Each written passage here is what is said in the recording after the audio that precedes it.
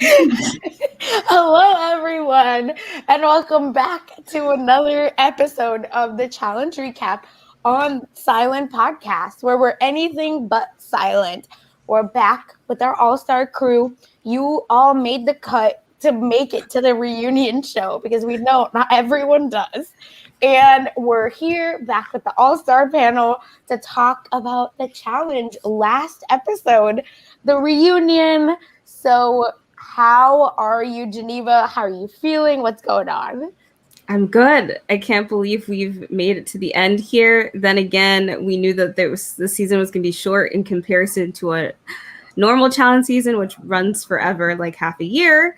But I think, we had some good little moments in the reunion. I'd say collectively as a reunion, I would say it wasn't the most exciting reunion, but it was great to see some people back and see some of those clips that we haven't seen before or that haven't aired on TV, or I guess on Paramount Plus, because it's not really TV. Yeah. And Jason with the Mavs shirt coming off that win. How are you? Doing really well. I'm here in Denver, where the Denver Nuggets just beat the Portland Trailblazers to advance to the next round of the NBA playoffs, in case anyone was wondering. So I'm no longer feeling like an old tractor at the farm, which was how I had been feeling the whole week. And excited to talk about this show with y'all. Yes, and sorry, that's so funny. Okay, I'm back. And Carrie, how are you? Now that the reunion's over, no spoilers, I feel. I'm just trying to join the team of having the lights right above our head so I could be on par with the Sasha Joseph, who I was told I should Google immediately. So no. That's how I'm feeling, just trying to be as good as Sasha. How am I doing? We're the Halo crew. I love it. And I have the literal Halo ring light. So yes. we got that going on. We should change it Silent Podcast where we're full of angels, no devils. I love that. Yeah, just don't listen to what we say. Just look at our video. Oh my God. And, I'm just thankful to be back here. I feel like I'm still faster than Yasella and Derek that I made it onto this podcast. I was in Hawaii and I definitely tried out kayaking with the waves, and they really have no excuse, I will say. But I wasn't on the podcast for the final. So I just wanted to say I'm so grateful Yes won. We love an Asian American winner. And today, which I'm sure we'll get into, but his reasoning was just so beautiful. But I'm still mad that they only favored the men, or at least talent that the men had. And there was no way, unless again, Jenny from, showed up. But outside of that, Jenny or Maria, that's it. Yeah. That's literally it. No way. Maybe Emily Schramm. Oh, Emily. Yes. She's in Hawaii now. Did you see her? Did you kayak against her? I'm really didn't. I should have hit her up and be like, let's do it for old sake. But before we get into this, I'd love to hear from y'all. When I watch, I'm into the hosts.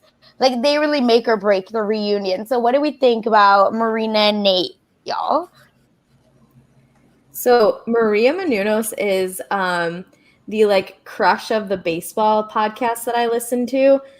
Section 10, it's Red Sox podcast, and she's a Red Sox fan. There's a picture of her throwing the first pitch from years ago that randomly they'll just be like, Menounos. And so when she showed up as the host, I was like, these are two very different spheres of my life overlapping right now. So it took me a second. So I appreciate having her there just for that aspect alone. I didn't think that they were the worst hosts that we've had on reunions. Personally, I hate when The Miz hosts. I don't know if that's a hot take. I think I was okay with them. I think they did a pretty decent job. I was really excited to see Nate Burleson. As soon as it started, I'm like, I recognize that guy.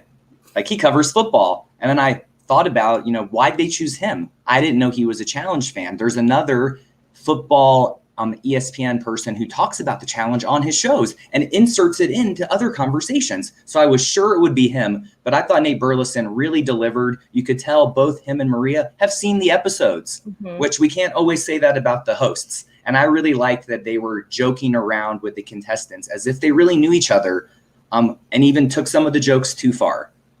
Oh, Is it- yes. Dan Orlovsky, that's the challenge fan? Is that who you're Yeah, talking that's about? exactly who I'm talking about. UConn, former UConn quarterback. Yeah, and I agree. I thought Nate was really funny. He had really good one-liners. And Maria was really good about, kind of keeping the conversation on track. It was almost like good cop, bad cop. But overall, I definitely made the note that I liked that they actually knew what was happening. They felt like, to me, they felt invested into what was going on, versus sometimes there are other people. What's her name? Justina from Wow Now, who hosts the podcast, is always she's sometimes like kind of just there to be there, I feel. So I like them as well. I wasn't sold on them at the start, but by the end I was like, oh, they were good hosts. And then we kind of start where we said the most thrilling competition game ever. The challenges belong in summer blockbusters. Welcome to the challenge reunion. And we loved it, of course. I have to ask you, Carrie, how did you feel about the cast? Like, I mean, as in who was there in attendance?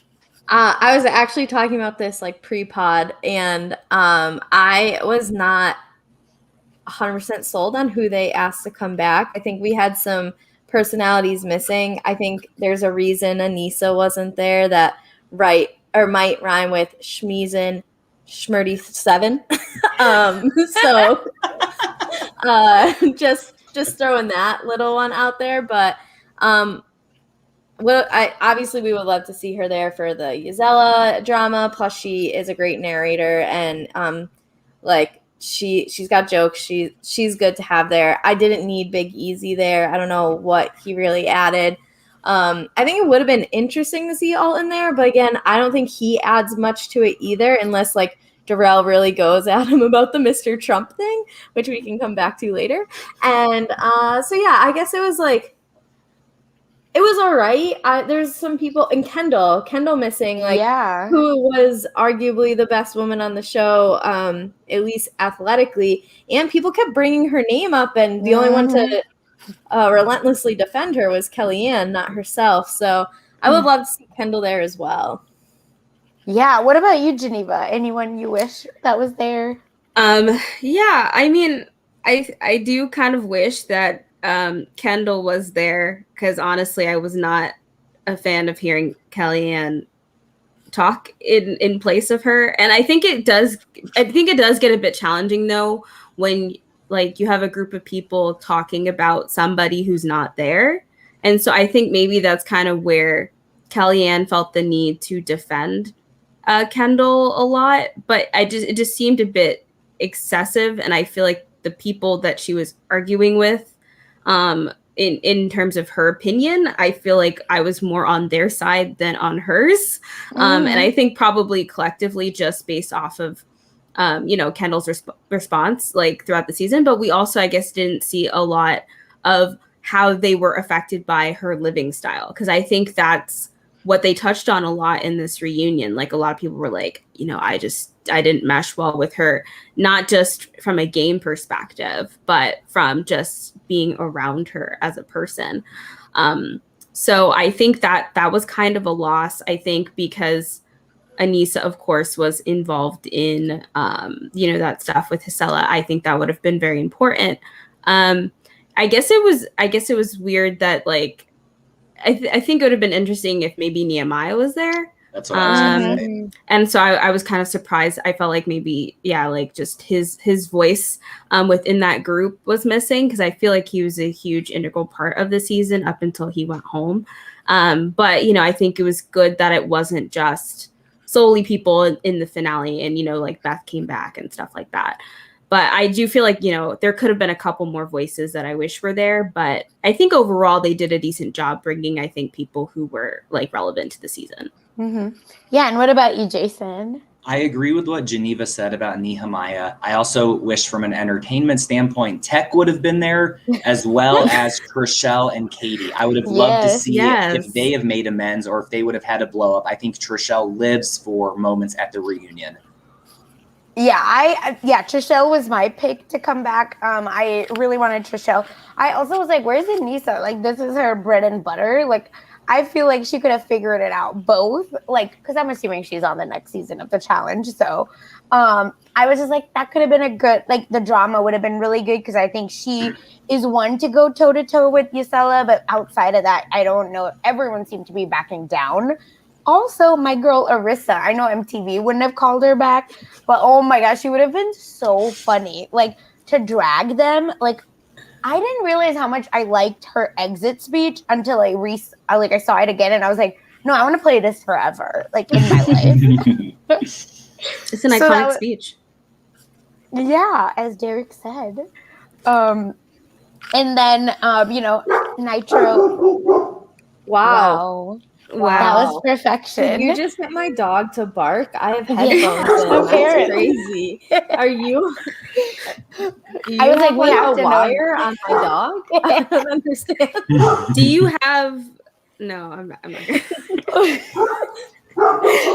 I was like, we have to know what Nitro thinks. Thank you, Nitro. That's all we need. Nitro saw a dog on a commercial today and just stopped everything he was doing. He was laying and he just looked up at the TV and just started smiling.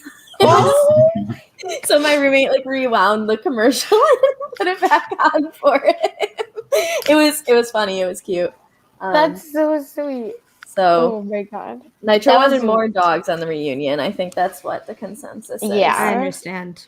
Feel that. And then the reunion starts, of course, with our nod to The Godfather.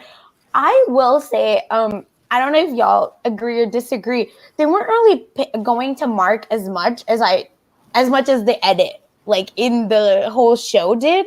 I feel like Mark was kind of sidelined a little. I mean, I liked it, but they started with Mark, saying it was your tweet that started all of this, and Mark talked about nostalgia, like people are into it right now. We're so glad this was able to happen, which again, Mark deserves his flowers. Like, thank you so much for making this happen. And then there was an audience question, like, who was the first one to say yes? And of course, our girl, Yasella, says, I was the first one asked. She's like, for the record, I was the first. Which is a wild first draft pick. Like, who is what I want to know made that call first? And was she just the first person called that day? What's her last name? Did they go alphabetically or something? Like, what's her last name? Does it begin with an A? I'm not sure. No, it does not. That's a crazy first call. Yeah, to me, Ruthie is like a good first, but I guess she's not so good on drama. No, because she even had a little thing with Anissa. So yeah, I think Ruthie's a great first call. Kellyanne is good. Trishelle. Coral is my first call. Out of women, 100%. Of course, I want to get shot down right away, so that can only get better from there. But yeah, the fact that it's Yasella being the first call is wild. I literally was like, the math is not mathing here. Like, are you sure? And then I really appreciated Beth's little moment of feeling, talking about how she was in mommy mode and she'd lost her spark. So she was also grateful for this. And then this was crazy. Like, Geneva, like, how did you feel just hearing about Letarian sleep eating and just the whole living with people moment? Like, what was going on? That is a true skill. I didn't even know you could do that. I mean, I sometimes will eat snacks in my room, but I'm usually awake. So usually there's room for error there. I mean, who knows? But no, I'm usually 100% awake. So that's where it's kind of weird to know that that was a thing, and he really loves Doritos in his sleep. But then, Yasella was very, very affected by this. She was just like, we're gonna potentially have cockroaches. Baby, gotta clean this up. He hasn't been in his bed. All this sort of stuff. She's making these like crunching sounds. It was just like this whole situation.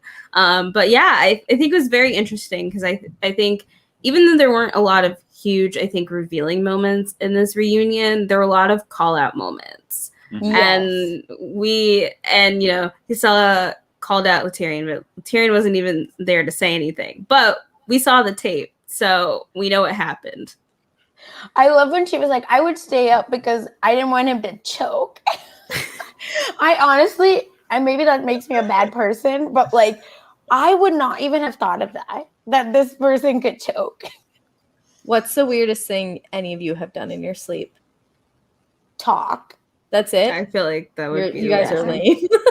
Oh my God. What's the weirdest thing that you've done? You've never like slept walked? I slept walked into my roommate, not this roommate, my boss roommate's room thinking it was a bathroom and like nearly peed in the middle of her floor, which she deserved because she sucked, but like it wasn't on purpose. I went in thinking it was the bathroom. She's like, Carrie, what are you doing? And I woke up and I'm like, I have no idea where I am or what I'm doing right now. Oh my God. Wait, that's wild. Like, actually. Yeah, I don't know. Like, it wasn't even like I was like drinking that night or anything and like was drunk, like woke up or like, no, I was sober. I slept walked and almost peed in her room. My roommate had to stop me. You win. I can't believe you guys want better like in your sleep stories. My best friend who I also lived with, so different roommate, he woke up one night and started speaking Japanese. He doesn't know any Japanese, but he started speaking Japanese because they lived in, I had two roommates, both guys. They shared a room. I had my own room. And so Mike watches anime, so he knows some Japanese. Charlie never watched anime, knows no Japanese, sat up, spoke some Japanese. Mike turned and was like, what the fuck? And Charlie just like went back to sleep. Wow. Oh my God. That Arissa put a spell on him. Maybe. What happened. Maybe. Whoa. I slapped my husband once, like in my sleep, but that was like mean. I didn't mean it, but he said like I just went like that and like made a grunting noise and just he got it. But that's it. I don't think I've done anything crazy. Oh my God. And then we get this like Kendall, Arissa, Jemmy, Kelly. Not Kellyanne. Who else was in the room? Beth. No. Jemmy, Johnny. Kendall, Arissa, and Johnny. Thank you. I was like, who the heck was it? We're living together, and Jason, like, how did you feel about this? Because I feel like this was also a part we just never got to see at all. This like conflict. I agree. I was happy they included it, showed us some behind the scenes footage and hearing what it's like. Like these are all adults. Most of them are older than all of us. And they are independent. They don't have roommates. They don't sleep in twin beds. And the littlest things I think would set each other off because they're used to being in control of their living space. And I think the smallest thing would get under their skins. Kellyanne was driving me crazy in this. She wasn't in the room with them. She has no idea what it's like. And my favorite part was when John A said, then you live with her next season. Yeah. And I thought that like wrapped a bow on it and was like, you've no idea, your turn, Kellyanne. I also just want to say I was surprised no one spoke out against Kellyanne because I wonder who her roommates were and what they thought. Yeah. That's another one where Beth said, right, she roomed with the guys, but that's the only other kind of rooming situation we saw or heard of besides Laterian. I can't. This man eats in his sleep.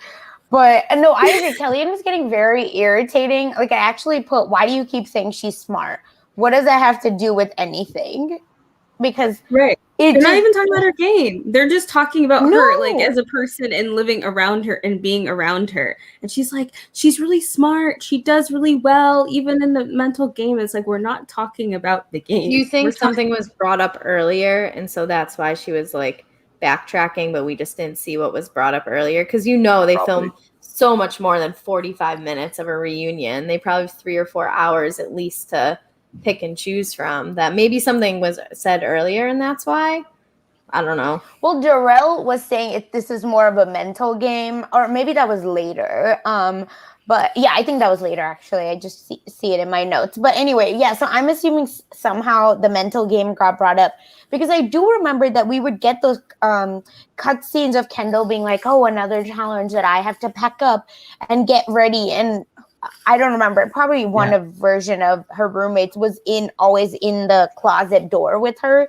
So I'm assuming it's probably a lot of that constant reassurance that she needs, which I don't know that it was wrong, because again, the way this game was set up, she was more than likely going to get picked to go in to elimination, unfortunately for her. But I'm assuming that probably played on her a lot. Plus, like, a little bit of just her paranoia, like, personally also must have played in. And then Arissa, I just can't imagine being in a room with Arissa, but let me not say anything because I don't want to choke or none of that. But Arissa, shush. No, literally every time I've been thinking of that. It's after 10. He needs to come inside anyway. Oh my God. Another comment that I heard when they were talking about the rooming and sharing the bathrooms was that Derek, dries his hair or does his hair a lot, or with the blow dryer. I thought that was really interesting. In the bathroom, according to Kellyanne. Yeah, if this was Floribama Shore, that would have been a whole episode, because someone stole someone's hair dryer, and that was like this guy stole this girl's hair dryer, and it was a drama for an episode and a half, to where he ended up leaving the house, like running away during COVID, in like half sleeves and shorts in Montana in the middle of the winter. So, different show. Training for the challenge. Yeah, seriously. Oh, Gus was on the challenge. Yeah. So yeah. Oh, it was him? Gus. Yeah, he was. Oh, it was actually. Oh, that's funny. He was so boring on the challenge. Yeah. Well, he was Jenna's partner, which doesn't exactly set you up for a thrill ride by any means, especially in the post-Zach era. And he had tried to start a fake fight with Josh to get more screen time. Yep.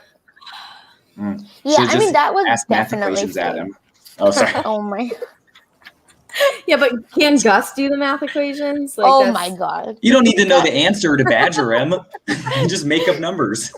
Gus is also a Fabio type model, so he is on front cover of romance novels. Like, that's wow. Gus. So, who needs brains when you have beauty? And then we go into the first challenge, which again, Tech is the star of this, where I literally wrote throwback to them being old as hell. Like, that's literally what I wrote, because it didn't even matter what the challenge was. I was like, Tech was so funny, just going in on them and talking about how old they are and how they just cannot get it together. And then Darrell, I don't know why they only went to Darrell, because Derek's also been on new seasons. Maybe not this past one, but he's been around. And the last time he was an actual contestant, though, was before a while ago, 30, right? Because he came in as a mercenary on 30. That's true. That's true. It's we're at 36, so yeah, it's at least over 3 years ago. Yeah, maybe 4. And I think if Anissa was there, she probably would have gotten a similar question or something. Yeah, for sure. And I think Darrell's correct. These are summer blockbuster scenes type of challenges, and they're used to beach games. Which again, I've been watching old seasons of the challenge because I'm bored, and they really are so silly and so fun. They literally do wheelbarrow races on the beach. Yeah. That's not even a joke. That's an actual challenge. Yeah, and Carrie, I'm watching the Gauntlet 2, I think, where they did put the bike together. Suck it, Jason. Yeah, but it was just a normal challenge. Yeah, it was a team one. But didn't Alton not put it together? He was one of the people No, that had Alton to like did. sit out and I thought he had to sit out for some reason. No, so basically first half has to take the bike apart and the second part has to put the bike together, and Alton helped put it together. But he was like not, and he rode it back. Yeah, like it was Alton riding it back. And I thought of you the whole time. Thank you. I just saw it yesterday and I was like, I made a note, don't worry, to bring it up here. And Mark is actually basically half this cast is on that season, the Gauntlet 2. I think that was purposely why when I watched the first episode, and it went straight to another challenge season afterwards, it went straight to Gauntlet 2, and that has to be why, because so many of them were on this reunion season. Also, Gauntlet 2 is the first one on Paramount Plus. So really? Yeah, it starts at that 11. Makes sense then too. Mm-hmm. But either way, and fun fact, Yasella quit. Like she just didn't go into the challenge. She's like, I don't want to do this. Like it was against Ruthie, wasn't it? Yeah, and she like just stood there and let Ruthie, who like was half her size, just pull her across the beach. Yeah, no, she just quit. She didn't even do it. Oh, she's like, Ruthie's the better competitor. Go ahead, Ruthie. I know Beth quit that season. Yeah, Beth went into a few eliminations, and then by the end, she's like, I'm just not gonna do it. She quit against Anissa. Mm-hmm. Yeah, so it's definitely worth a watch. And then if anyone watches Southern Charm, Cameron was also on this season from Southern Charm, and she ended up also quitting. She was actually the first person to quit, and TJ was like, if any of you want to quit, just leave. And this is TJ's first season also. This is the season where he almost fights Cyrus. Awkward. It's when Derek and Cyrus are having the wrestling match, and then TJ gets in Cyrus's face and is like, let's go, motherfucker. Like, okay. They show it on the reunion of that season, and TJ apologizes for it. Yeah, Cyrus was like, rightfully so, I think, very stressed because that he was losing to Derek in like a wrestling match. It was much bigger than him. But anyway, we're back. And then I appreciated we got the Mark tractor like moment where Mark is like, I'm built like a tractor, but I'm also old, where I can run through a barn, right? If I can take out the side of a barn. If I need to, but it takes me some time, y'all, just to warm up. But Mark has nothing to feel like bad about. Like he did really well. Yeah. It just the final wasn't for him, and that's totally fine. And then we get to And then we get to the rope challenge, which again, I really thought Janae like deserved some more flowers, and I think is this the challenge's way of making up like to her or for their F up, because they were like, oh, they gave her a little moment of her going across the ropes. And Jason, what did you feel about Kellyanne's advice about getting rid of scars? I think Kellyanne should write a book. She is a genius. She is so knowledgeable about surviving in the wilderness. With another tip we learned later on from her. I thought her comment was condescending towards Janae, the way she said it. I did not appreciate it. I was not having it, Team Janae all day over here. I was happy she was showing her bruises, showing that she's a tough competitor. Mm-hmm. And I think Kellyanne was jealous of the screen time and that she didn't have any scars or bruises to show to get more street cred. Well, Kellyanne had to create screen time for herself. That's why we heard her so much. It was not because she was being prompted, but she was just choosing to speak up. She was seizing an opportunity. Yes. Oh, yes. Yoga bitches. And it was also really funny because Johnny's reaction was funnier to me. She's like, sure. And then just like kept going. I was like, they don't like each other, like at all. Anyway, new life motto, y'all. Just use some sunscreen and give it a year. I don't understand how that works. It doesn't. Like, it really doesn't. Does sunscreen heal scars? I'm Googling. Well, we need to find out technically, but yeah. It'll protect it, but I don't know that it'll heal it. SPF 200. With regular use, sunscreen may help reduce red or brown discoloration and help the scar fade faster. Okay, And- Kellyanne, you're not wrong. Along with causing scar discoloration, sunlight also compromises the production of collagen on scarred skin. So stopping the sun from damaging your skin in addition to helping with the coloring. So Kellyanne is like a little almanac over there. So She She's should gonna- write Maybe a she book. had an Yeah. instance where she experienced this, and that's why she knows from Yeah, experience. I'm sure. You know, in her yoga retreat, I'm sure she's taught all of these amazing life hacks. She's just been studying for the next round of trivia. 100%. TJ's like, and this season's topic for trivia is dermatology. And Kellyanne's like, fuck yeah, I've been waiting for this for years. No, it'll be like TJ being like, stupid things said at the reunion. Who said Kendall is smart when talking about Kendall's sleeping issues? Who said that who said that you should use sunscreen and give it only a year for one scar to disappear? Like, what is...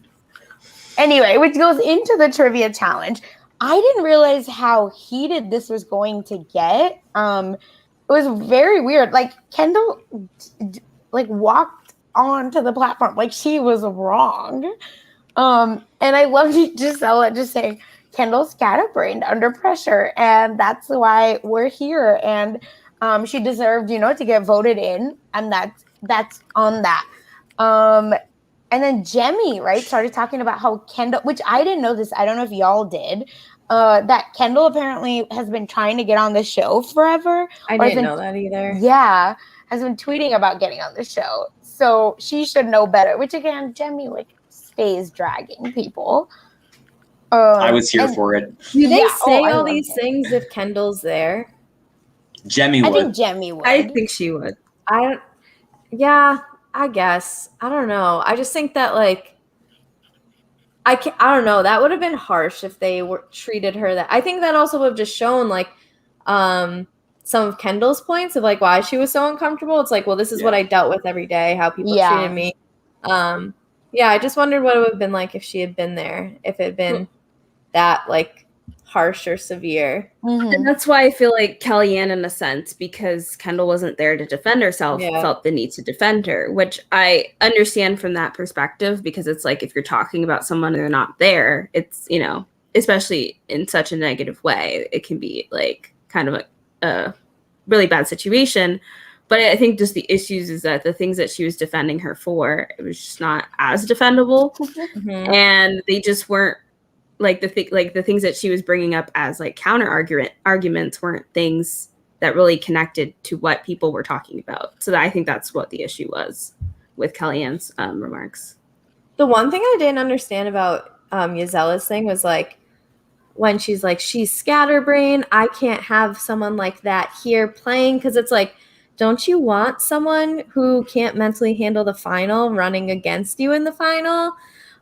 And so I get the whole okay, if she's on my team within these 4-person things or whatever, but even still when was it ever 2 women paired up for anything? It wasn't. So you usually had 2 men to counterbalance it. So I didn't exactly 100% back that part of the argument. It didn't make sense to me, because if anything, don't you want to have the worst people with you to run against versus people who will clearly beat you? But okay, go off.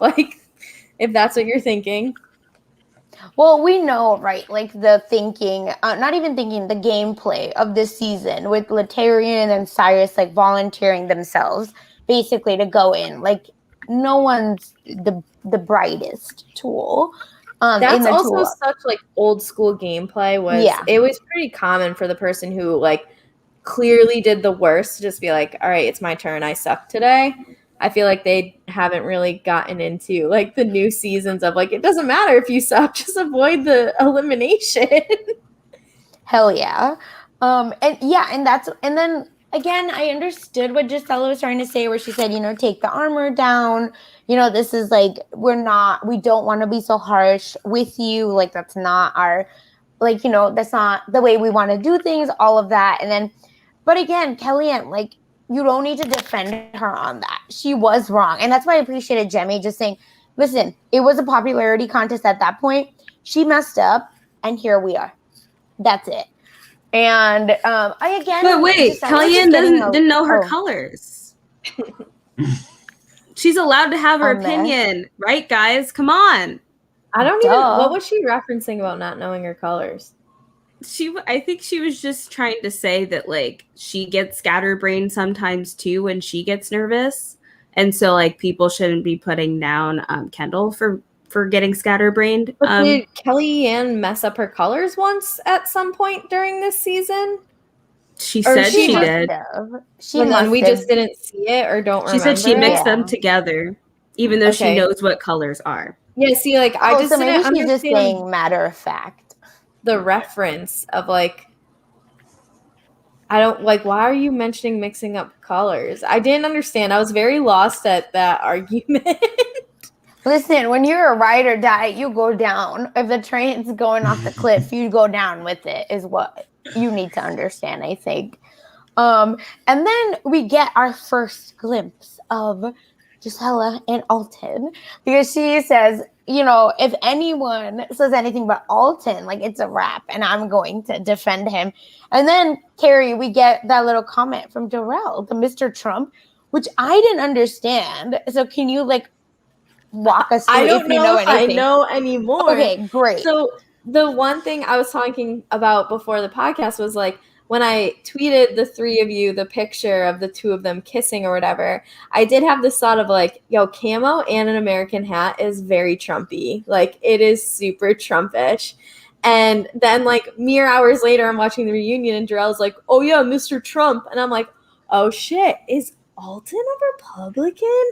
And like, okay, difference between being a Republican, I guess, and a Trump supporter. Still, whatever. I'm not going to get too far into politics, but like, does Alton support Trump? If so, I have so much rescinding of like love and adoration I need to do. So, hello, my name is Carrie. I am sorry if I've thrown my blind support behind someone who has very different ideals and morals than I do. Please forgive me. I have a fuck Trump shirt underneath my bed right now. Please forgive me. I was happy Darrell called him out and brought something to the surface because he doesn't care. No. And he was probably surprised watching this that they included that line in the final. Yeah, I'm sure. And I think that's saying something from Mark and the other producers, what they chose to put in this. Mm-hmm. It must have come up in the house a lot then. It has to. It has to, because it makes no sense. Yeah, and I looked it up. Is Alton from the Challenge a Trump supporter? And Google said it looks like there aren't many great matches for your search. So inconclusive. Yeah, and turns out Alton Brown from the Food Network is a Republican, and I'm very sad now that I Googled this.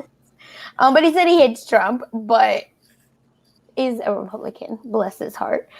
Anyway, and then, so yeah, if anyone knows what they're talking about, please send it to us. Put it on Twitter, and we'll dig deep with this. And then we get a little finale recap, which again, didn't we just watch this? Why are you wasting time? Because we only apparently have 42 minutes for this, and you're wasting it. And then, Geneva, I'd love to hear it, but yes, speaking as a champion was beautiful. Would love to know what you were thinking. Yeah, no, I loved it. I think that it shows that Yes was such a wonderful winner.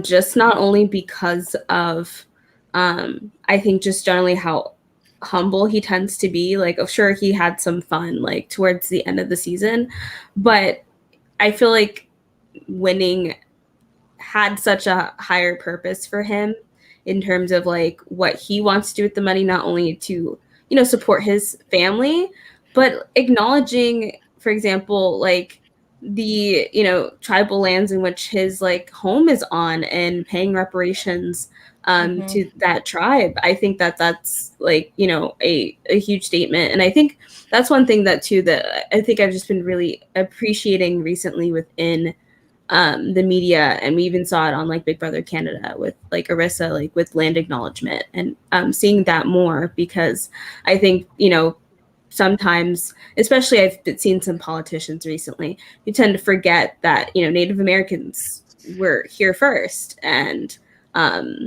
they were moved off their lands, had to assimilate into culture, taken away their culture. There's a lot of, aspects that we know of. So I thought that was a really great and important to highlight.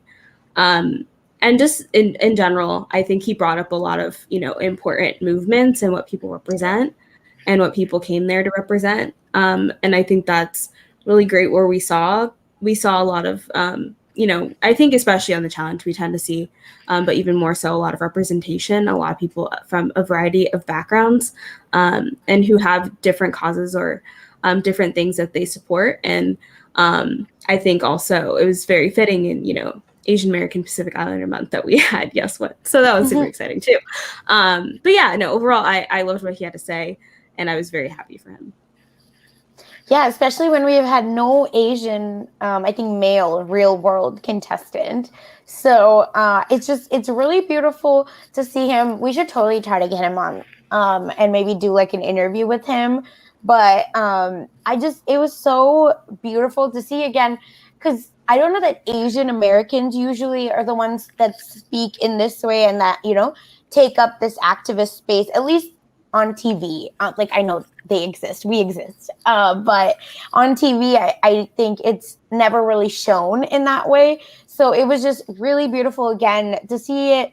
And I don't know how many US shows are talking about this stuff, because when I watched Amazing Race Australia, they also do a land acknowledgement before every episode starts. So it's something that's going on in a lot of spaces. It's just I think America's a little behind in it. And I'm in Oklahoma, so it's like very much, in our signs and everywhere around us is that Native American beautiful language, and but a painful reminder of what's going on as well. So I just appreciated bringing that up. And then we go to Kellyanne, who, Carrie, did you know that she never wanted to do the challenge? No, but I mean, Fake now news. that we've seen the attention she loves to have, that I'm sure that when another opportunity came to be back on TV, she was like, okay, all right, like, don't twist my arm. So I'm not surprised. I know that there's people who've gone on their respective shows with the distinct hope of being on the challenge afterwards. I know one of the main reasons Tori went on Are You the One was to get on the challenge afterwards. And what's that big ass dude who was he on Big Brother and then he did X on the Beach? So Mark something. Oh yeah. Yep. Mm-hmm. He said one of his main reasons for going on TV was to hopefully get on the challenge and stuff. But I guess Kellyanne is the opposite. Yeah. Did Mark ever get on the challenge? I can't even remember it now. No. I think that he was in the in the running to be on this past season and got cut. Sucker. He's so bored. And just like the winner of Big Brother 20 or 21, not Casey, but Jackson. 21. 21, yeah. He also wanted to go on the challenge. Thank God. Did not make it. But anyway, and then we get I feel like he may not be cast for future shows in general, or it might have to be decades from now, if anything. Did he do something? Sorry, not to interrupt, but I'm not a Big Brother person. Yeah, I mean, he's a racist. Period. All right. Yeah. Upward and onward. Next topic. Yeah. And he also talked a lot about substance abuse, which isn't a bad thing. No one that has to deal with that is a bad person. But was just very bizarre and should never have been on reality TV. He talked about himself abusing substances. Oh, so he becomes very difficult to insure on a show like The Challenge. Well, and he said he was in withdrawal while he was on Big Brother. So poor guy. And he won. Yeah. So we gave him money to go. All right, Big Brother, keep doing your thing. Listen, we don't know, and I don't care to speculate about that piece of him. He sucks as a person, and being abusing substances is not the reason. He's just a shit person. But it's just very bizarre casting was my point. Anyway, and then we get to Janae, who says she's really, grateful, and she couldn't believe she made it. Which I don't know how y'all feel, but I feel like the cloud of Zach has lifted, and she is such a different person. Where she's self-assured, she's smart, she's killing it. I don't know how y'all feel about her. Yeah, I mean, Jason should go on. I know. I was like, this is your last chance unless she gets brought back next season to monologue about her. So don't pass this opportunity up right now. I will appreciate you knowing I'm the president of her fan club, but only because I, like her, was surprised she was cast. I didn't think she was an OG. I didn't think she was an all-star. Why would they call her? What could she bring to this season? And I think she really delivered and proved the haters wrong, walked out of Zach's shadow, has made her own legacy, proved that she could do it, winning checkpoints in the final, not winning the final, but doing very well. And I think everyone that doubted her in the early seasons, 10 years ago when she was first on the show, I hope saw this and is, eating their words and regretting what they said about her because no one gave her a chance. And I think she's really built that place for her now as it's just Janae the challenger, not Janae, Zach's ex-girlfriend. And that was like the rap everyone had given her before this season. I think even coming into this season. Yeah. And I've also recently started following her on Instagram, and she posts tons of cute pictures of her kids. Oh. So shout out. Follow me back, Janae.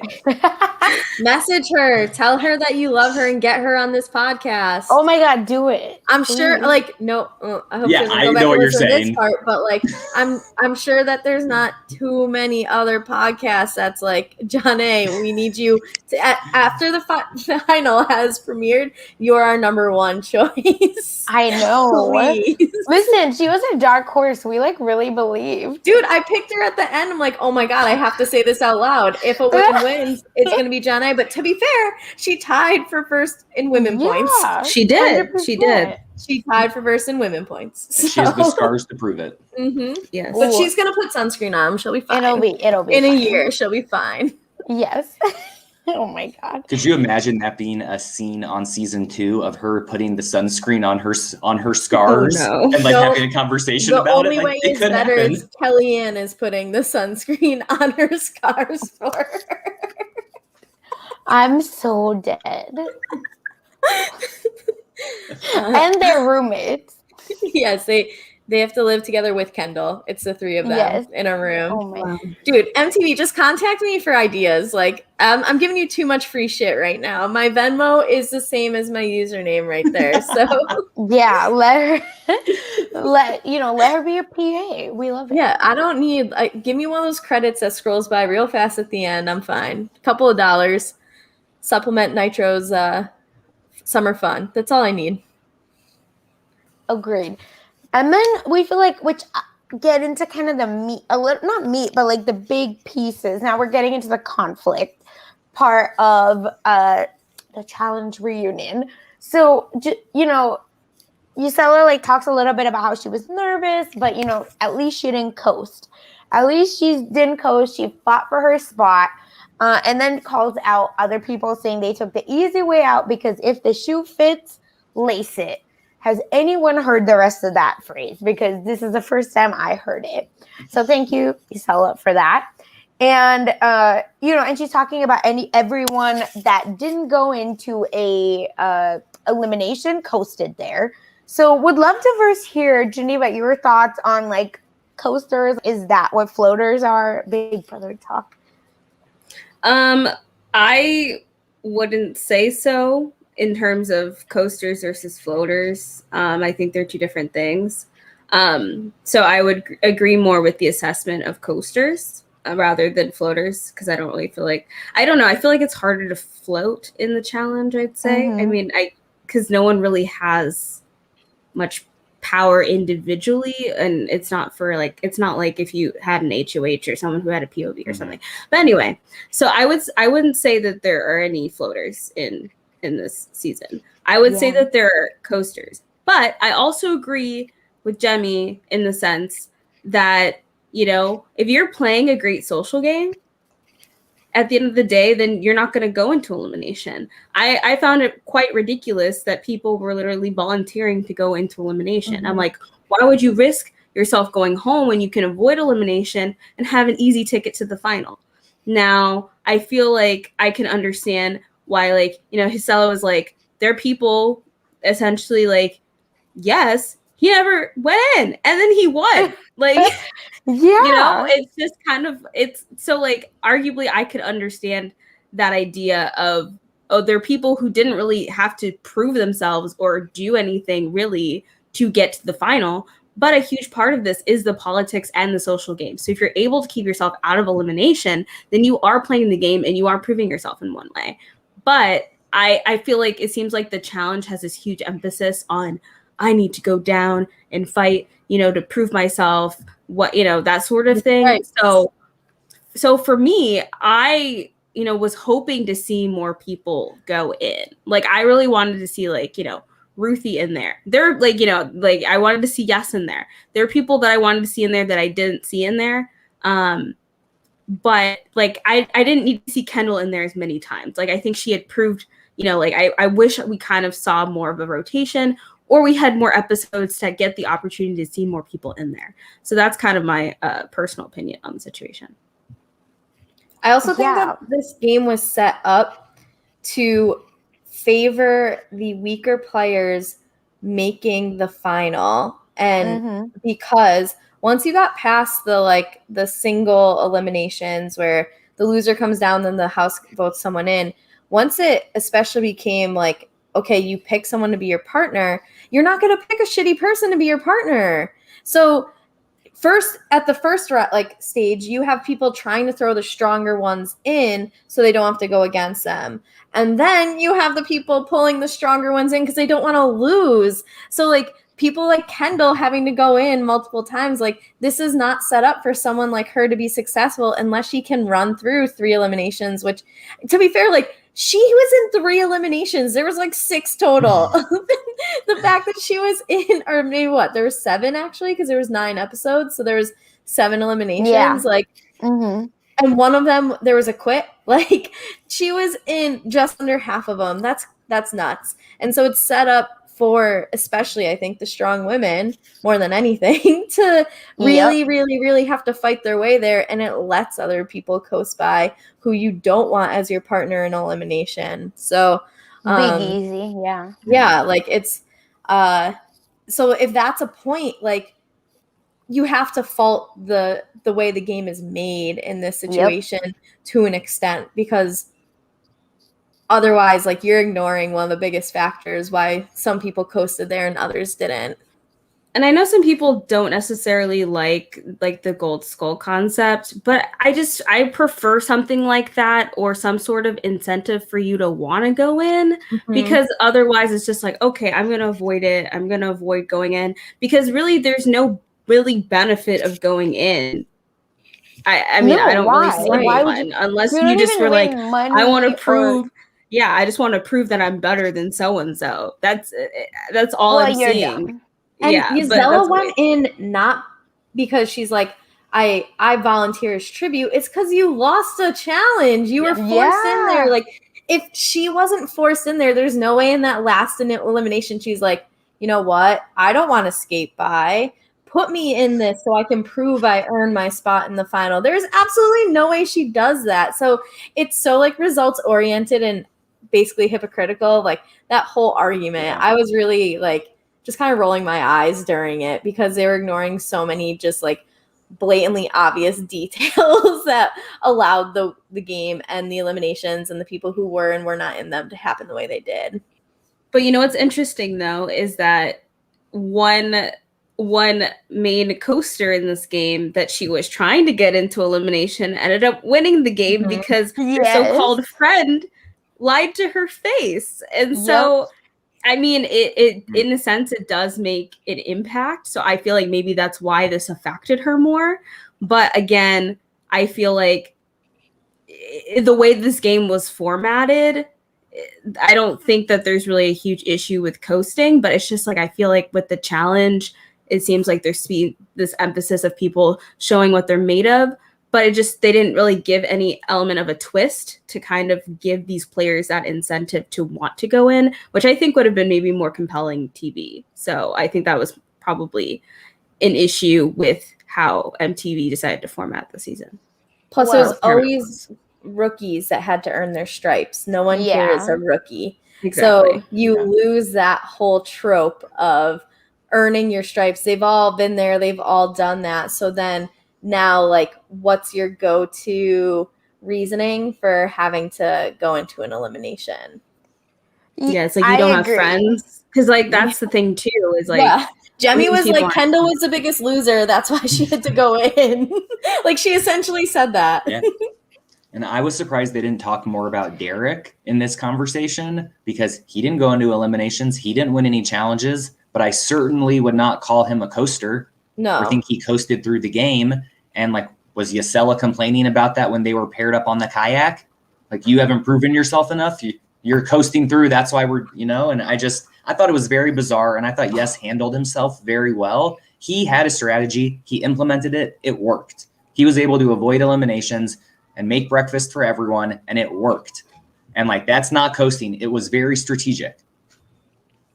And here's only 2 more things I'll add to that is 1, there's 9 episodes or 7. That's number 1. So everyone wasn't going to go in, period. And then secondly, it's just so frustrating how she was almost speaking about people because who died and made you queen of the challenge? And secondly, you didn't do so hot. And this is coming from like a Yasella fan, but it was like very frustrating and she gratefully she admitted that she changed the rules, like, for Kendall, and that, she knows that part. But again, I don't know that it was coasting. I just think that there wasn't enough time and your friend screwed you. That's what happened. Screwed you. I don't know that Anissa actually did, but anyway. And then, like I said, and I think Jemmy, again, summed it up best. I will not apologize for working smarter and not harder. If both of us can be captain and you're the one that decided to be captain, that's not my problem. That's a you problem. And that's exactly correct. And that's the name of the game. So get over it. And Big Easy had a little like funny redemption moment where he was like, please stop playing that god awful clip. And then they play the clip. And so, I just wrote, maybe next time, Big Easy, I hope you have the conquering the mountain clip instead of you dying. And how many like knee things that Yasella have? Because my God, yeah, that she was messed wild. her knee up, and all she that was from just gravity sucks. Arch enemy status of sucking, really. But yes. I mean, an AC, so you can keep going on an ACL, a torn ACL. But like fracturing, she fractured her tibia, right? And torn meniscus. Yeah, so like torn meniscus and ACL are things that like if you need to keep going, you can. But the fracturing your tibia, that's the part where I think we really need to stop and say like, holy shit, you are tough. Like to endure that pain and she didn't just keep going. She competed in the first 2 parts of the final. Like that's crazy. When I heard that, I like, not that I didn't respect her before, but it definitely increased because I would be a little bitch and be like, I'm out. It's been real. That's nuts. Yeah, it was just wow. And she like made it into a little accessory. Like I loved it. Like she's killing it again. Yasella fan.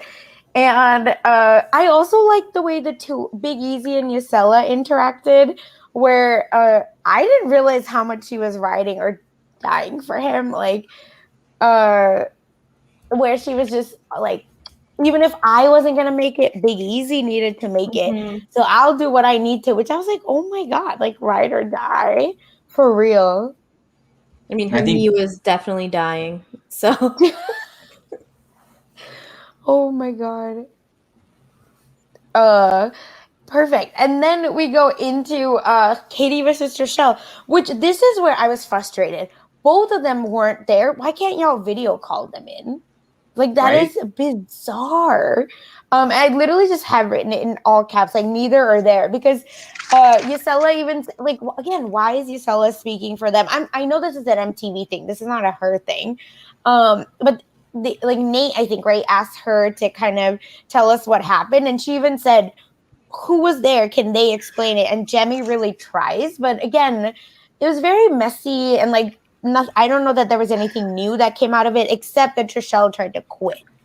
But Well, I think outside of part that, of I it don't think there was too. anything else. Well, she's like, I was there for the tea. So then he's like, okay, so what happened? And she's like, oh, well, I don't really know. So I was just like, why did she say that? But two, I also think, like, why are they featuring people who aren't there?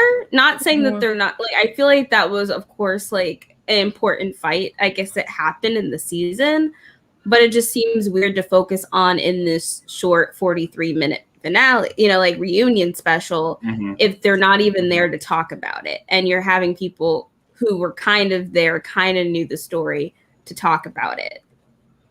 I just think that that's a better situation if you have people there, or like you all said, like, I don't know, Zoom or video chat them in like they did on, the recent season of the challenge where they just had people streamed in.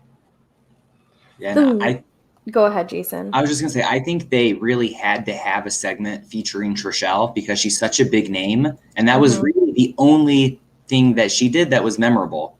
And they were trying to pick at straws and try to show us tidbits. I really liked the hidden scene where Katie convinced her to stay. That made so much more sense when I was thinking about the fight and what we saw on camera. And I wish they would have spoken more about that and really just called them, or completely gotten rid of it and found other content to feature that the people on the stage could talk about. The least surprising piece of information that we got out of this reunion that we didn't know was that Trishelle tried to quit. Like, I thought when they were talking about someone quitting, when it was Arissa at the I thought it was Arissa at the challenge, the elimination, I thought it was actually going to be, and I think I said this on the podcast, I'm like, I came into this thinking Trishelle was quitting this episode, and she didn't. So the fact that, like, she almost did, I feel a little redeemed, because that's what Trishelle does, is she quits these things.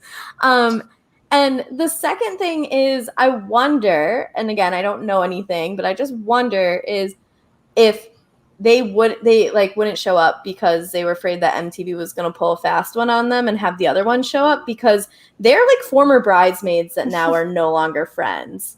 So I don't know if I risk that being like, no, Trishelle's not gonna be there. Like, I swear I don't have my fingers crossed behind my back right now. Trishelle, Katie, not gonna be there. Just you're the star of this. And then they show up and they're both there. Like, they're not dumb. They've been with MTV for a while. MTV would undisputedly pull that type of stunt. So maybe that's part of the reason we didn't get either of them, because they definitely had a fallout, like a genuine fallout. Yeah. No, that's what I'm saying. That makes it was just very bizarre. Like, not even on video that we couldn't see them. But you're right. I think this was too real. Like, I think this was like actually something they were dealing with at home. And I think that it was too messy, I think.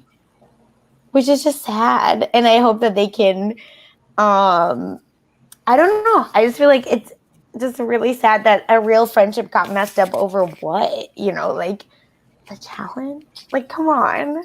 Like, Katie ate dinner first before telling her. But shouldn't Arissa be more mad being gluten-free and whatever? Yes. What the hell? Shout out. Again, your best friend. I wrote in my notes, Darrell mentioned being gluten-free. Yes. Jason, you need to become a wizard now. Then I think you will have that connection with Easy. her. There's got to be a master class you can sign up for or something. Yeah. Right? I'm sure she teaches one, like, honestly. I also loved, as that fight was concluding, when Yasella said how she has a best friend spot open. Yeah, that was... Oh, my Why? Yeah, we can quickly... Yeah, and then Arissa... We can get to that piece in a second. And then we get, like, I thought the Arissa piece was hilarious. Where, again, she's a witch. Like, Jonna said that is a compliment. So, and I also mean it as a compliment. I think that's amazing if you can do any of that stuff.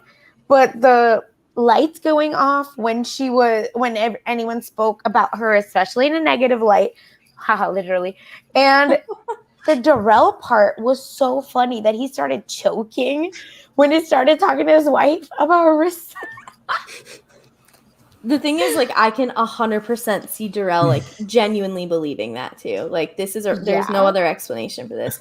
It had to be Arissa. There's absolutely.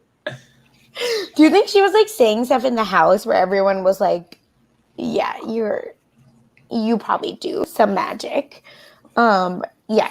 I don't know. That was so funny. And then it got a little weird, I feel, with the hosts where they were talking a little bit about Arissa, and then Yasella said, do not attack. Like, this is her religion to her. And, we don't want to, like, yuck somebody's yum. But not even that. It's like, let's just not be disrespectful. I appreciated that from Yasella. Mm-hmm. And they actually went back and forth on Twitter, like, positively about it, where Arissa really said she appreciated Yasella because they didn't invite her back and they thought they were doing her kind of dirty with just all of that stuff. And then production being real shady with the lights. I was like, come on. Like, that was so gold. I don't know whose idea that was, but give that person a raise. And then and now right before my favorite romance part, we get Yasella versus Anissa moment. Geneva, like, what are your thoughts about this? Like, I don't know. It was very weird for me. It was definitely weird, but I do understand Yasella's thoughts about this. I feel like I think I might have said this too 2 episodes ago, that it's one thing to just be like, oh, I don't know how I'm going to vote, or I'm not going to vote how you're telling me to vote. I'm going to vote somebody else. And it's another thing to say, yes, I'm going to vote for yes, and then you go and don't do it. And that's kind of what I wish that Anissa did. Like, even if it's a game move or not, if you are having some sort of hesitation to potentially vote in which the way your friend wants you to vote, and it's going to affect your friend how you vote, then you should just be honest with your friend and say, like, I can't guarantee you that I'm going to vote like how you want me to vote today. Mm-hmm. And I don't understand why that was so difficult for Anissa. So I completely get that. I know some other people, I think, the other perspective is, of course, like, this is a game. Anissa can do what she wants and she should do what's best for her game.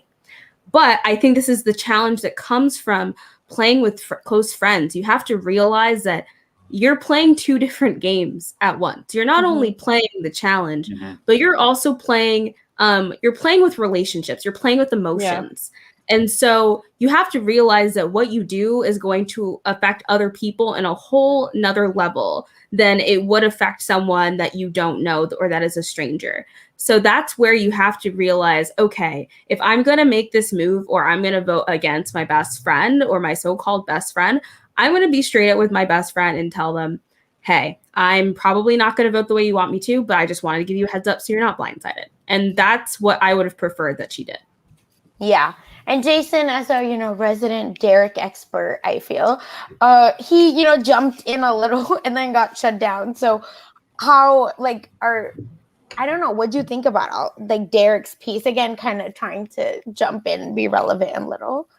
I appreciate where he's coming from, wanting people to be on the same page, wanting to avoid the real world or real life drama and say this is just the game. But I'll be honest, up until the reunion, I didn't fully understand why Yasella was so mad at Anissa until she really dove deep and explained it. And I think Derek was probably in that same situation. And hearing, what Yasella said, and I even, was thinking about it. It's like me telling you I'm going to do X, and then I turn around and do Y. And that's what she was upset about. It's not that who they voted for. And she shut Derek down so fast and said, this is my business, stay out of it, which makes me think that their friendship has really crumbled. I'm just trying to think of a better way to say it, but I don't think there's any coming back from it. And when she said, pair Kendall and I up, we'll run this, I got excited. And I think that could be a really dynamic duo next season, and hope they come back and align to prove the haters wrong.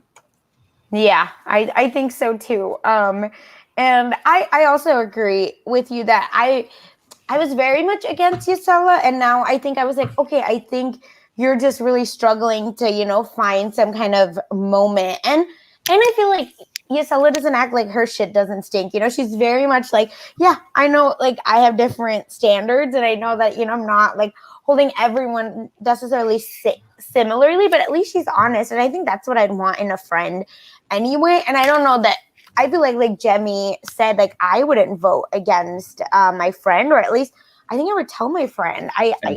What? Right. And were Yasella and Kendall close?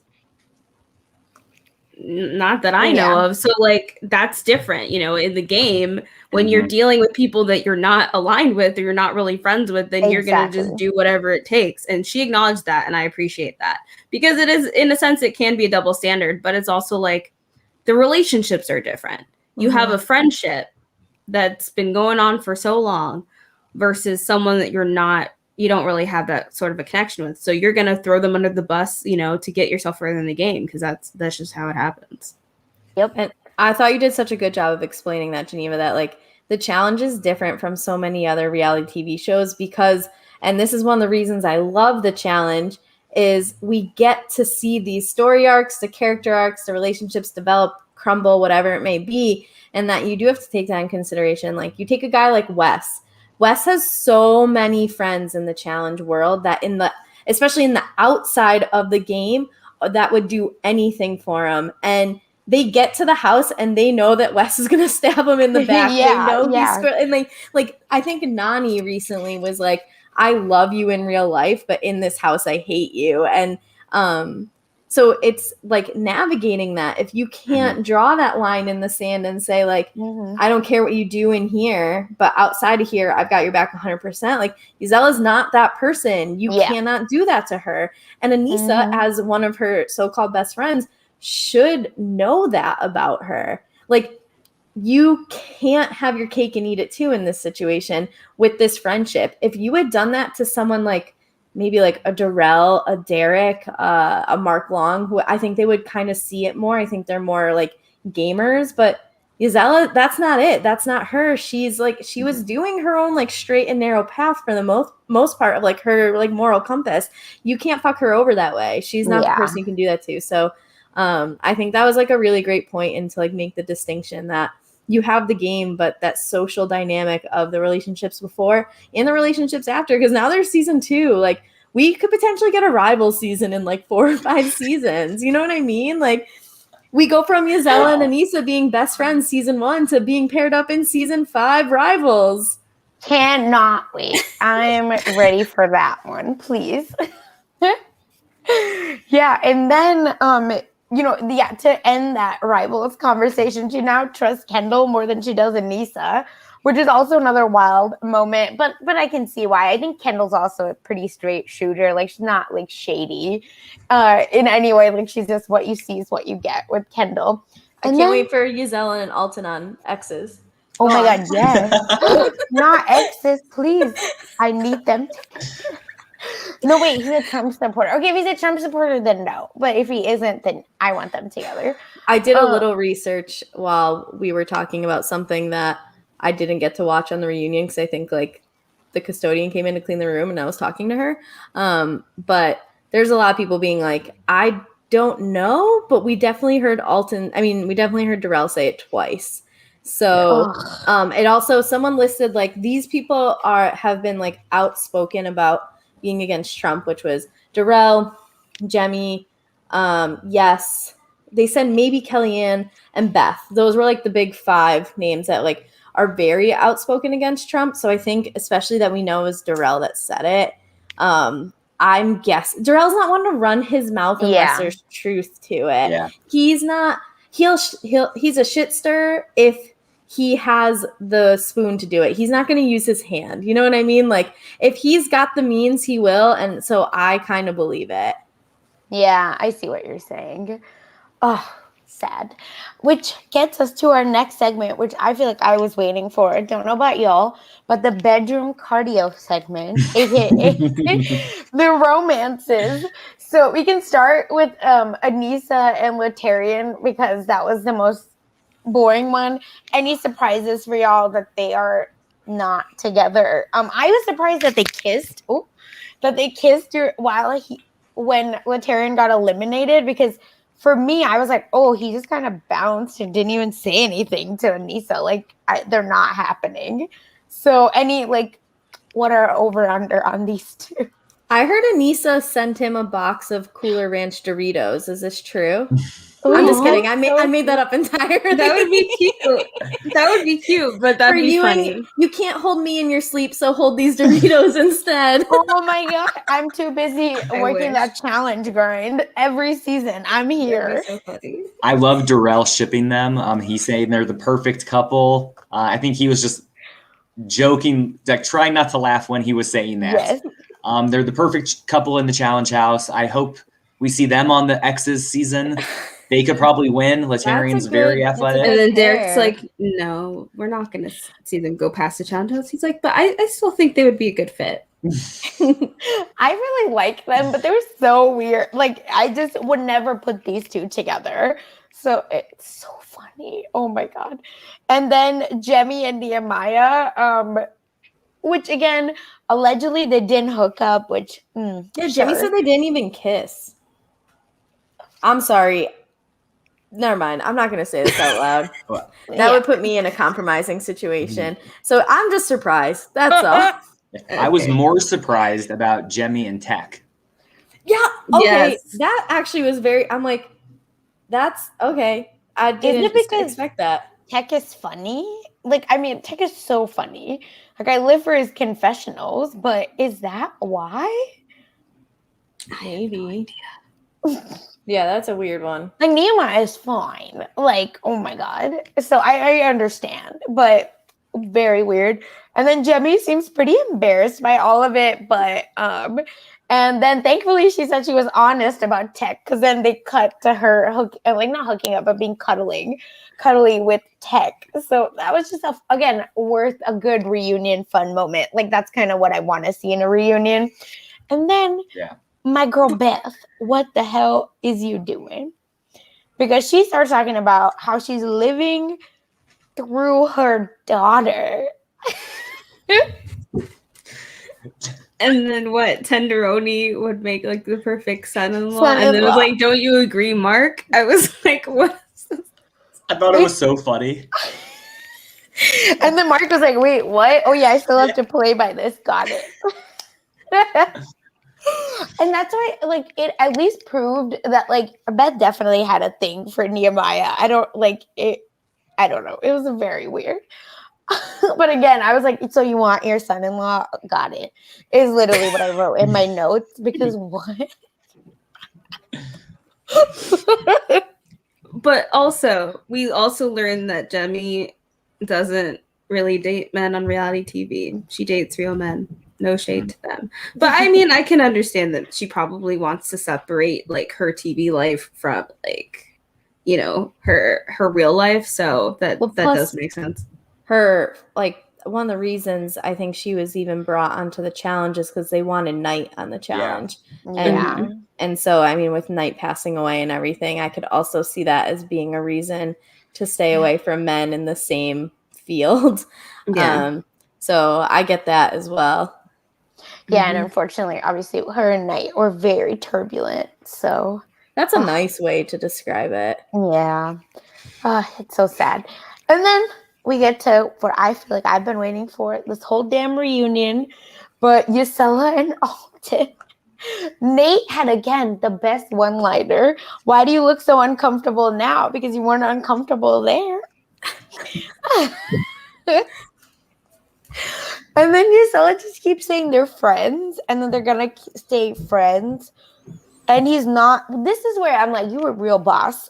Because she said he's not in a position to court me. Yeah, so I was like, ooh, okay. And I was like, is he broke? Is that what you're saying?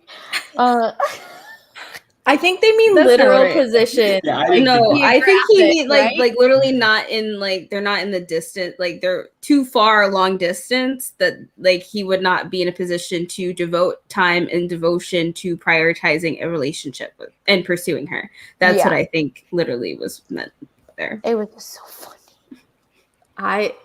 I appreciate that she is old enough and wise enough to realize that the romance of a long distance relationship is not worth the fallout at the end, the inevitable fallout. So good on you. Proud of you for that one. If there's no guarantee to an end, Oh. then don't do it.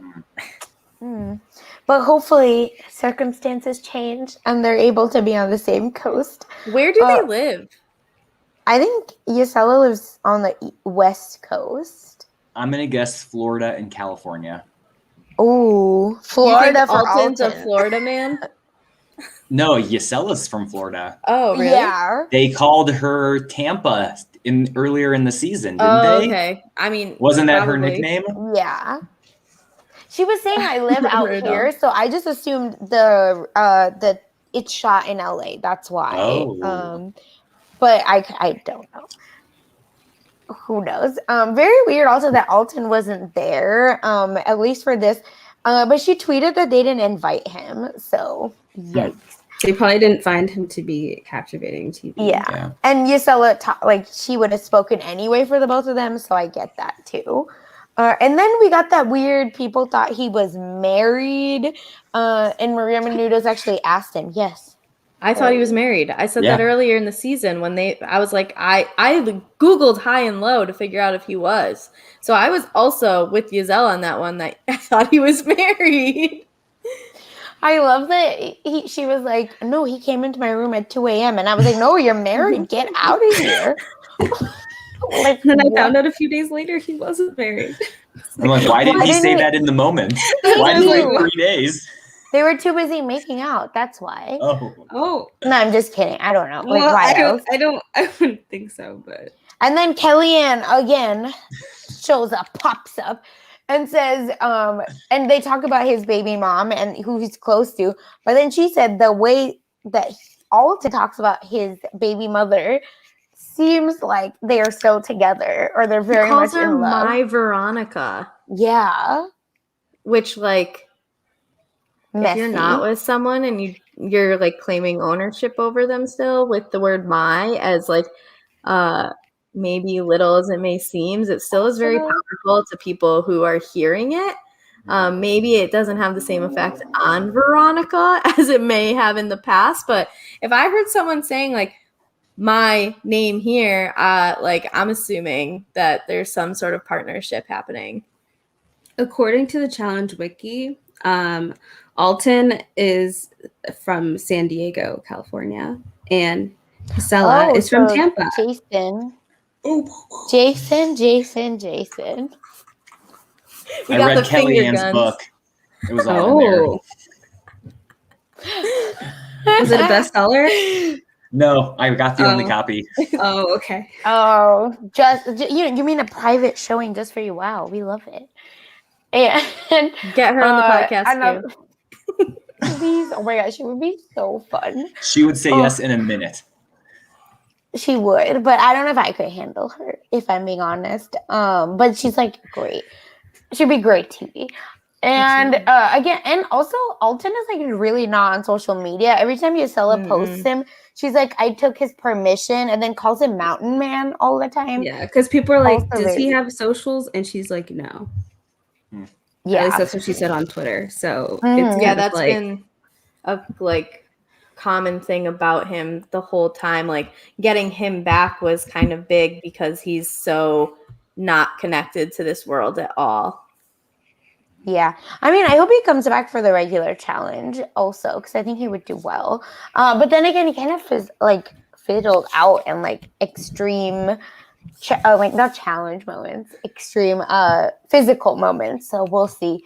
But I think he kind of got sick of the challenges because I was reading on the Is Alton a Trumper Reddit post of like when it was in Battle of the Seasons, he started calling like the rest of them like, oh, these children, and just kind of like demeaning things about everyone else that he was above them. And So I wonder, like, I don't know if he would go back to like play with the kids. I could That's see him true. coming back for something like this, but again, I don't know if he comes back to like deal with Fessy and Josh. Oh my God. Can you imagine? He probably punched them or run away. Like, who knows? Also, Alton, interestingly, at the Gauntlet 2 again, hooks up with Jody but then friend zones her and says, yeah, I'm not over my ex still. Mhm. So, and you would be like a transition girl. So again, Alton, interesting track record. And Yasella was on that season, but they were like he was a rookie, she was a vet, so they didn't really interact. But interesting moments from Alton. And then we get a silly little fails and falls moment. I still like Darrell, why did you pee on that? Like, that is so gross. I won't lie. I have paid attention to fails and falls.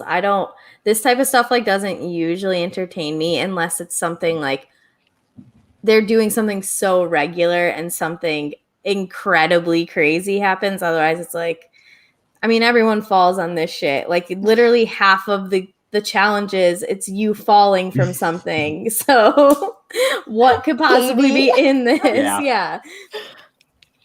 Oh my, no, I agree. And then I feel like Derek is me. Like, he's just like shitting on them for being disgusting. Like, he was like, you put your mouth on it, and then you're spitting it out, and then you're putting your mouth. And Darrell's like, yeah, we didn't swallow it. We spit it out. And I'm just like, this is a mess. Like, their interaction about it was way funnier to me than the actual montage. Because, like, I was like, yeah, Derek, like, tell them how disgusting this is. Because Derek is just like a dad. And Darrell's like, be cool, man. Be cool. And then Alton sucking Beth's my toe. God. Now, what the hell was that? You have to get the venom out from that bee sting. Who, again, advice from I'm so smart, aka Kellyanne. I'm Googling. I thought it was a great story. I loved hearing different people's perspectives. Beth being like, I'm on the ground yelling. People are inside. They don't care about me. But Alton comes running up to me. And then seeing Nate get up and pretend to run, I was like, he's back for season 2. He has cemented his place as the host of the show. He was just in it with them. And I think Beth really enjoyed that because I saw her stand up as if she was reenacting the run. And I wish they would have showed more of that. Yeah, it seemed like everyone was really into it. And Yasella was like, yep, that's my man. He's a helper. He saved her life. Yeah. And Beth is here today. Yeah. These people are so crazy. And then apparently it was Kellyanne's idea or whatever to suck it out. But I'm like, Kellyanne, shut up. Like, please. The internet says you're not supposed to do that. Yeah, because you get the venom in you. Like, it says, do not be tempted to suck the venom out. It will enter the body even more quickly through the mucous membranes. Yeah, but isn't it for the snake ones? Like the snake that you're supposed to do? I don't know, but like in Bollywood movies, they do that, but I don't know. Anyway, this is the day. I'm afraid of what. He's a mountain man. That's how he's okay. It's also bee venom, so unless he's like allergic to it, it's not going to do much to him. Like secondhand smoke bee venom, you know what I mean? Like, I just am concerned about what my like Google and Instagram ads are going to be after the researching I've been doing throughout this podcast. Thank you for nothing, Kellyanne. You'll probably get a lot of like how to survive in the wild or like get your survival packs before they run out. Like that's what you're gonna get, I think. Did I just get a paid ad for yoga bitches? This is crazy. How? Why? No, I swear, like I was looking for sandals because it's summer, and then all of a sudden all my ads are about sandals. And I'm just like, I can't. This is creepy social media. Stop doing this. The weirdest thing was when I didn't even say it out loud and I didn't I took a picture of it. I never said the brand name, but in my old school in Boston, my classroom was next to the cafeteria. It's 7:15 in the morning. I walk into the cafeteria. There's one kid there. And this is like one of the kids that, very few kids that's like, I never want to see him again. And so he's sitting there, right? And all of a sudden just pulls out a pint of Ben and Jerry's from his pocket. 7:15 in the morning. I was like, Goals. I just gave him a look. I went, hold on. I need a picture of this. So I took a picture and I sent it to a group chat. And I was like, this kid just took this out of his pocket 7:15 in the morning. So I didn't say the brand name, never said the word ice cream out loud, didn't even say it in the group text. I teach my first period class. I open Instagram second period, and the first ad is Ben and Jerry's. Scary. I mean, Google, I don't know if y'all have Google Photos, but Google Photos will like tell, you can search in words, like you can say palm trees and all your palm tree pictures will show up. So they're just like, they can scan your pictures for everything. I have seen memes that's like, I need a new dress for something. So I just said like cocktail dress out loud and from my phone. And then all my targeted ads showed me different dresses over the next 2 days, something like that or whatever. Now we're going to get weird ads, all of us, from our phones. Oh my God. You love to see it. And then Kellyanne was twerking. Oh, right. Twerking on ice. But at least she wasn't moaning like Beth. That was so bizarre. Again, that was so Kellyanne. What It was a the very hell? petty comment. Mm-hmm. Well, she's a petty lady. Oh my God, yoga bitches, you know. They should change it to like petty yoga or some shit. And then final thoughts, which was like nice. Anything stood out to you besides Derek yelling, you, I'll see you for season 2. Just securing that spot on the cast. That's all he's doing. Which, I don't think they're not calling him back. The best part of that was when Nate said, I would tell you to kayak back to your seat, but you wouldn't make it. Oh my gosh. And Yasella was like, I'm part of that. Don't offend me too with his antics. So funny. Again, Nate needs to come back. And then I just thought that I also appreciated saying, he's grateful that now he has some friends because he didn't really know anyone before. And then I feel like the ending was Nate saying his little monologue was weird where he was like, as an athlete, I respect y'all. Like, stop. Just no. I'm not here for it. I understand why people might like that, but like it's the challenge. Like, it's not like the summer camp for football players that are like entering high school. It's a wrong audience, buddy, but thank you for the attempt. Yeah, or Lolo Jones wasn't in, like what? It's very weird. And then I feel like it was a very awkward ending where they were like, all right, that's it for us. Okay, bye. Marina was like, see ya. She like did this little like peace sign from the forehead. Season 2. Yeah. I don't know. That was really that's weird. a weird send off. I didn't understand that one. Strange. Yeah. And with that, unless y'all have anything else we didn't cover, we are wrapped on the Challenge All-Stars reunion finale podcast. Oh my God. I can't believe we're here, y'all. It was so amazing to podcast with the 3 of you, and I'm excited. I'm sure 37 is gonna show up very quickly. So the squad will be back. I'm sure. Well, I'm volunteering all of us, but I'm sure we'll be back. Plus, Jason's contacting John A for our first cast interview. So we have to be back for that soon, right? Yes. Imagine the 4 of us show up and she's just like, what the fuck did I get into? No. I gotta go. Sorry. This wasn't it for me. Yeah, I didn't sign this contract. This is just like a friendly agreement. With my biggest fan. I know we need to get Yes and John A. I feel like, and then Mark so that he can spoil more things for Carrie. That's all. Listen, unless you want to fight, I'm just kidding. I wouldn't. Give us that insider info. Yeah, I would bring it up with him because I do feel passionately about this topic, as I've discussed before. But I wouldn't be antagonistic about it. I would be direct, and then I would make sarcastic comments about it 2 to 3 more times throughout the rest of the podcast. That's my style. At least you're honest. That's all we care about. Yes. That's literally all. Yasella would like me. So Yes.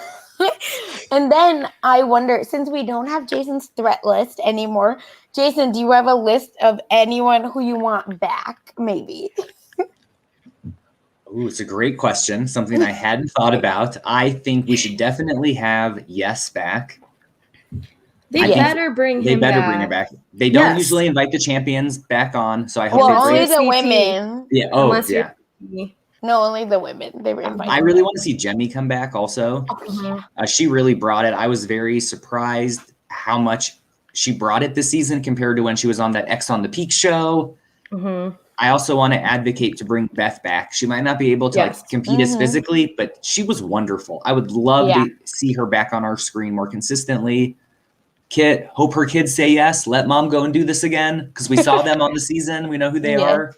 She's probably like the most changed, but like you still see like the Beth that we saw however many years ago, but she's changed in such a good way. Like the fact that she left and was like, I have friends from a season now. I've never had friends from like besides like especially women friends. I thought that was really cool. Like I always thought Beth was kind of misunderstood, but she never helped herself on those older seasons. And I think that like she put it all together. I agree. I want Beth back too. Sorry to steal your thing, but really had to harp on that. No, I was going to ask all of you. Don't worry. So Carrie, including Beth. Or who else would you want back unless it's the same people then? Well, I'm going to throw a couple names that weren't on this season that I want to see on next season. Yes. Evelyn has said that if there's a season 2, she would highly consider it. That ups the level of competition for women 100%. And then in terms of, let me think of a guy. I mean, I think it would be cool if we could get like I was going to say Landon or like Timmy. Do you remember Timmy? He was funny. He might be too old, I think. I mean, Mark just but turned depending 50. on what shape he's in, actually. Yeah. But I think Landon's probably still in shape. I heard that he was interested, but like it didn't work with his work schedule or something. So like there might be because Mark tweeted like way back in the day. He's like, Landon has said if he can do it, he will. So I think there's a chance. So those would be my top 2, Evelyn and Landon. I like that. Yeah. Geneva, what about you? I think that, I mean, I liked mostly everyone on the season. I think, there are probably a few people that maybe wouldn't be as, I guess, like, for instance, if, like, I wouldn't, even though Arissa was entertaining, she didn't seem like she really did well with the show. Yeah, so, like, I don't know if I would necessarily want to see, her back. I definitely would want to see John A back. Yeah. She is clearly capable of doing a lot, and I think she was definitely one of the big stars this season. So I was very, very happy to see her. I mean, I think in general, we had a lot of great people this season. I'm trying to think of like, I guess like people who left before. I think, Beth definitely, of course, has like a lot of these relationships. So like just with the people that she knows and who she interacts with, I think that makes it special. Nehemiah, I don't know. I feel like a lot of the people that I really liked were like the men. So like Latyrian, Alton, all of them. I'd love to see them come back again. And yeah, I don't know. There were a lot of great people. So Jemmye, of course, because I feel like Jemmye was kind of like the heart of the season in terms of the like wonderful confessionals. Just brought the entertainment, and she did super well too in the final. So yeah. I want to add Emily Schramm to my list. Yes, Emily. Imagine getting Emily. I think that if we like up the like the athletic quality of the women, it brings us like really back to like what the challenge was in those like prime early years. And the other thing I want to say is I think that we don't need to expand the cast too much. Like I would say maybe add at most 2 to 3 more of each sex and then expand the episode count to, like we had said, 12, 14. So we can see a little bit more, get more people in eliminations. But I don't think we need to expand the cast number too much. So I'm hoping we see some people, because then you have like the vets of OGs and then you have the rookies of OGs. And then do we get like you have to earn your OG stripes? Like, I don't know. Like it gets like super meta and leveled in that. But Yeah, I don't need to see a much bigger cast, but there are definitely some people, if they show up, I will be pumped. And Yeah. Banana said he's interested in doing. No. I'm not saying I'm advocating. Absolutely I'm not. just putting it out on the radar that mentally prepare now that he said he's interested in doing season 2 if there is a season 2. Ugh. Not this. Not that. Please. Oh Your my face, God. Jason. No. Let this be fun for us. How about that? The only person fair. I would add to this is Jodie, because I'm watching her on the Gauntlet. I Mhm. really like her as well. Yeah. So maybe she'll come in. Oh. Robin. What happened to Robin? Yeah, Robin. Tina, I think, was very close to being on this yes. season. Oh my God, Something Tina and happened, Beth. and I can't remember what. Mm. Yeah, she probably was She was close to if being on Beth this is on, season. I'm not on. No, I'm just kidding. No, there was but- something like legit. I can't remember what it was though, but it was something legit. So And maybe we'll um, have more possibilities like post-pandemic in general of like Yeah. who Yeah. can. Maybe there are people who probably also didn't feel comfortable necessarily going, Yep. even though they did COVID testing and things like that. Mhm. or Oh, just for like sure. childcare and stuff because Yeah, Mhm. well, yeah, when like your they're kids not in are a home position to go anywhere. nonstop versus like having your regular daycare or whatever available. So Well, yeah, that's in general. That's like they're Yeah. not in a position to go anywhere. yeah. Perfect. If nothing else, that's it for us for now, at least. Stay tuned. Maybe we'll get some cast members on. Maybe we'll just, have Isaiah look through all of the cast members and tell us what he thinks they are ranked, because Isaiah never watches the show. So sad for him. But we might have some more challenge, fun podcasts coming your way. If not, at least the latest, we'll be back, is a Challenge 37. Hopefully that comes back soon. Maybe we'll do a cast preview for ourselves. And that is all for us right now. So, Geneva, where can people find you? People can find me at Peace Love Jen on social media, on Twitter more specifically. I tweet about life, reality television, things that are going on in the world, my general opinions on things. So you can follow me there for more content, and in addition, just if you want to know what I'm up to next. But it's super exciting to have finished another show with Silent Podcasts. Sasha and I have been having so much fun the last several months, so it's been a wild ride. Yeah. And Carrie, where can people find you? I'm at KGD26 on Twitter and Instagram. And tomorrow you can catch episode 2 of our Real Housewives Roundup. We thought that the first one went pretty well. We have a guest tomorrow. The next ones will be shorter. It was a lot of like us kind of talking about, oh, what do you think of this person, of that person? So now that we've gotten all of the like who's who to you, it should be a bit quicker, but I thought it was fun. We got some good feedback. So if you are a Housewives fan, we are talking Beverly Hills and New York right now. And then if you want to talk to me about Potomac, I'm in the middle of season 3. So that's the series I'm watching next. And it is a wild ride.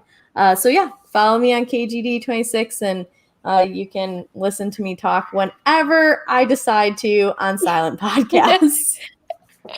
I love that. And Jason, what about you? You can find me on Twitter at TheRealJO, where I post a lot about reality TV, currently the NBA playoffs, my Dallas Mavericks playing tomorrow night, but I'll probably stop tweeting about basketball if the Mavericks get eliminated. So know that. And I'm also going to be tweeting a lot about Survivor South Africa, the new season coming up. There's finally a Survivor back on TV. I'm really excited. And that's pretty much it. So follow me. You won't regret it. Great. And you can follow me on Twitter at funsize_04, where I tweet random thoughts. I don't know. And you can find me on RHAP. I don't know when it's going to come out. Hopefully soon. Where I helped with Mike Bloom and Shannon. We ranked the merged tribe names. Very fun. I thought it was very funny. You'll be surprised at the number one most iconic tribe, I will say. But hopefully it's out soon. But follow me on Twitter and you'll know more for what I'm doing next. But again, this was so great. I'm so thankful that all of us were able to come and do this crazy podcast. So that's it for us. Follow us on Twitter and Twitch, and make sure you like, comment, and subscribe to us here on YouTube at Silent Podcast. And we're covering a whole bunch of stuff. Carrie said a few. Anime. Let us know if we are if you want us to cover more things. We'll have anime. I think Total Drama Island as well, which is now our background, and a bunch of other shows as well. So just keep following us to see what's on the horizon. Bye, everyone.